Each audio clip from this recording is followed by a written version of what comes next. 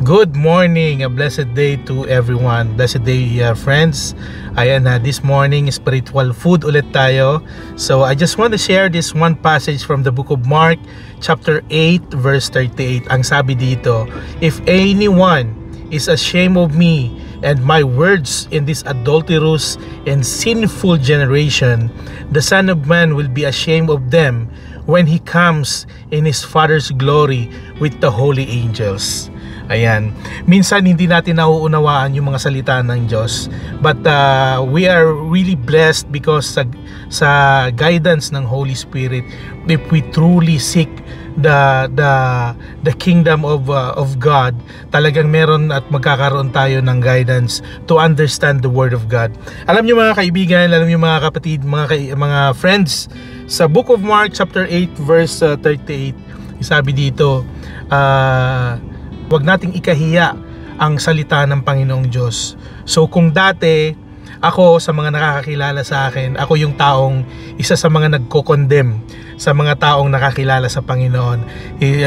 Naalala ko nung ako'y college, nung ako'y kasagsagan ng maling kaisipan, ako isa sa mga nagko-condemn ng mga taong sinasabihan kong ito na naman si alive, si hallelujah, praise the Lord, amen, parang ganun. At mostly ganun talaga ang ginagawa ko.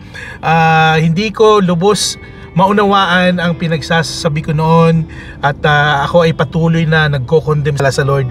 Pero ngayon na ako din ay isang taong makasalanan at patuloy na nagpapasalamat sa glory ng Diyos sapagkat ako'y binago at patuloy pa ring babaguhin. Take note ha mga kaibigan, walang imposible sa buhay natin. Hindi tayo exempted sa mga anumang trials at pagsubok. Pero ikaw, tandaan mo, malay mo ikaw din, hinihipo ka ng Panginoon sa mga oras na ito. Huwag nating kakaligtaan, huwag tayong mahiya, huwag nating ikahiyang i-share ang gospel, i-share ang salita ng Diyos. Kasi nakakatakot na pag tayo'y natapos sa mundong ito, or sooner or later, i-deny din tayo ng ating Panginoon na tagapagligtas, ng ating Panginoon na lumikha ng langit at lupa. So, ano pang hinihintay nyo? Kung meron kayong kurot sa puso nyo, kung meron kayong takot, so sabi ko nga, hindi pa huli ang lahat. So nandyan lamang ang Panginoon naghihintay sa atin for us to repent and for us to have salvation, kasi not by good works na masisave tayo pag tayo ay natapos sa mundong ito. It's not either religion, it's all about personal relationship natin sa ating Panginoon. So ayan guys, sana na-bless kayo at glory lahat sa Panginoon, hindi sa sarili ko. Credit ng lahat ng ito sapagkat patuloy tayong ginagamit ng Panginoon at nawa makapag-share tayo ng gospel. So kayo, alam ko isa sa inyo at ikaw, may medyo hesitant ka pa ngayon to share the gospel. Huwag nang patumpik-tumpik pa.